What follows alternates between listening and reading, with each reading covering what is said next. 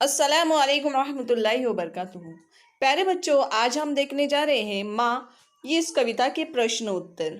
तो प्यारे बच्चों, इन प्रश्न उत्तर को आपने नोटबुक में लिख लेना है। तो चलिए देखते हैं पहला प्रश्न। तो पहला प्रश्न है बच्चों, जगत का रूप कौन है?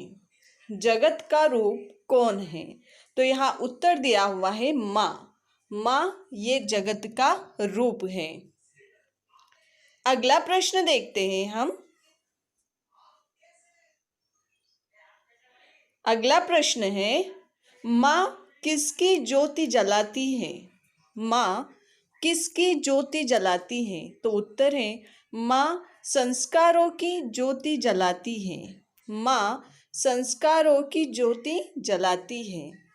तो प्यारे बच्चों, सिर्फ दो ही प्रश्न उत्तर थे। आप इन दोनों को लिख लेना है अपनी नोटबुक में। मिलते हैं इसी तरह एक शॉर्ट वीडियो में। उससे पहले हमारे चैनल